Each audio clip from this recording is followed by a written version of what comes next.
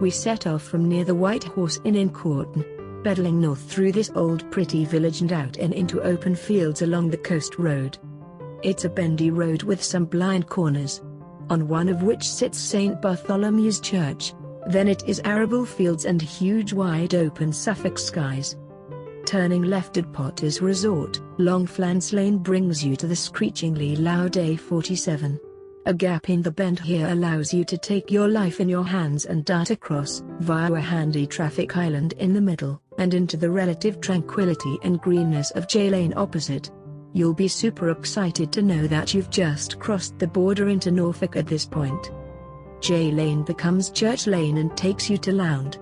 Just before the junction you can access a village green via the village hall. We sheltered in a pergola there out of the sizzling midday sun. Being in lockdown, there were very few people around, either motorists or on foot. The hedges were in full leaf with boundless late spring energy and there was little noise or litter.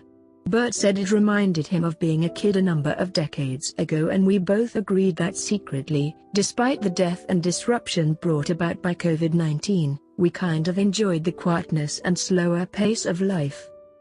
Passing through Lound, with its temporarily closed pub and cute duck pond opposite, we continued cycling very slightly uphill north until we came to Border Lane on the left. I wanted to venture here because I'd heard there was an old World War II anti-aircraft battery remains in a field nearby. I'm the kind of woman who can get excited over what looks like a pile of concrete blocks, but it's due to their history and the fact they're still here. There was a line of similar sites along this part of the coast to defend against enemy aircraft coming in over the North Sea in the 1940s. Apparently this particular battery was armed with 4 3.7-inch static guns, of which only their emplacements remain, and a command post. The remains are in good nick and seem to be used by the local farmer for storage as seen zoomed in on Google Maps. Alas, being on private farmland, it's not accessible to the public, but can just about be glimpsed from the roadside. There's a lot of World War II history in these parts, because of the region's role in defending the East Coast. It's great that you can stumble across a pillbox on a cliff top, without any of the attendant car parks, public loos, cafes, souvenir shops and interpretation boards that diminish the actual historical feel of the place itself. Cycling onto the end of Border Lane, and bearing left, we came into the tiny hamlet of Ashby, whose main feature is that it has no features, apart from a lovely old sign and some architecturally impressive farm buildings from the 1800s. Perhaps it was once a larger village. Here, turning left again at the village sign, you pick up part of the Angles Way that takes you to Somerleyton. It is slightly uphill at first, then, crossing the ancient Snakes Lane track, the land opens wide to reveal farmland and woods. It is a stunningly tranquil spot, and pulling up alongside the medieval St. Mary's Church, we thought it an ideal place to stop and have our picnic. St. Mary's Church, built in the 1100s, was locked, but a brief potter about the small churchyard was worthwhile.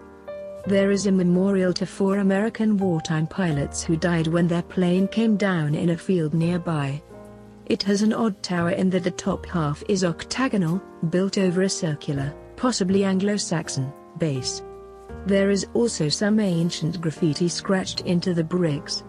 The whole landscape here is so unspoilt and ancient I couldn't help but think if I dug down a bit in any patch of earth I might uncover some old artifact, a bit of treasure from the past. We progressed down the Angles Way towards Somerleyton.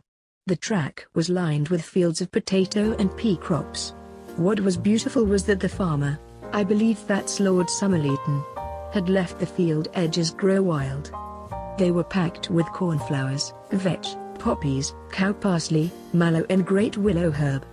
Hugh Somerleyton is an advocate of the rewilding movement, and has allowed nature to take over in the grounds of Somerleyton Hall.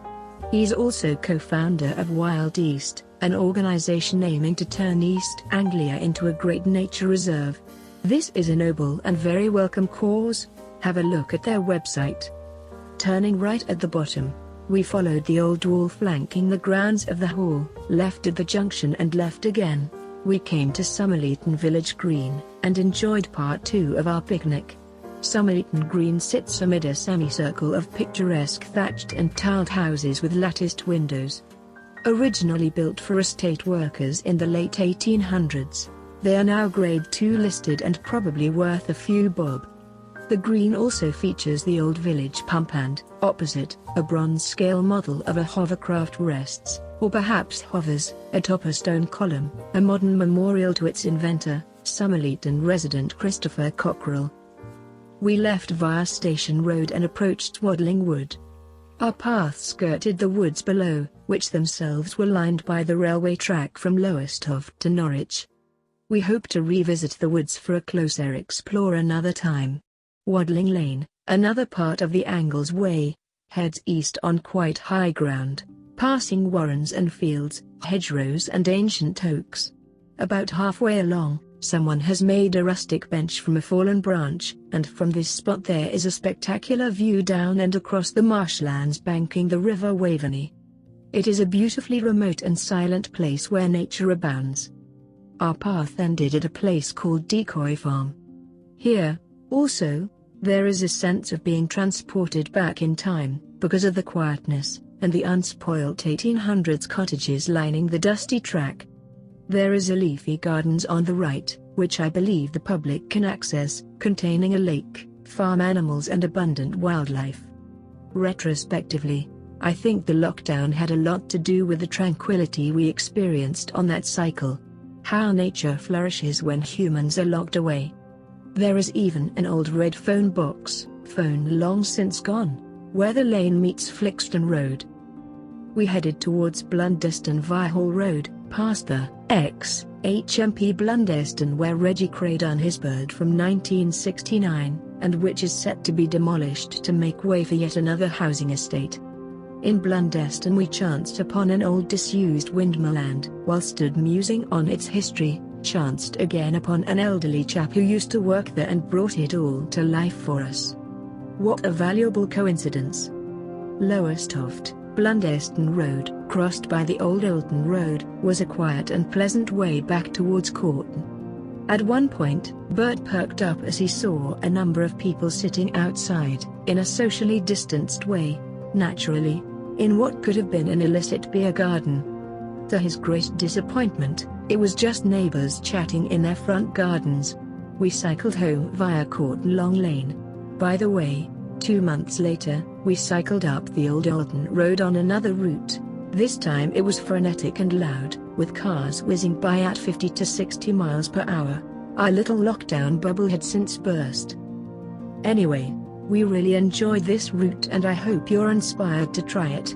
With things open again, you can find Lewes or Booze in the White Horse Corton, the Village Maid Lound, Duke's Head Somerleyton and the Plough in Blundeston. The going is pretty flat, tracks are sandy, gravelly.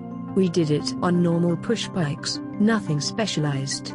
Bert guessed it was about 10 to 12 miles round trip. As mentioned above, it does go through some spectacular Suffolk and Norfolk countryside. Enjoy it while you can.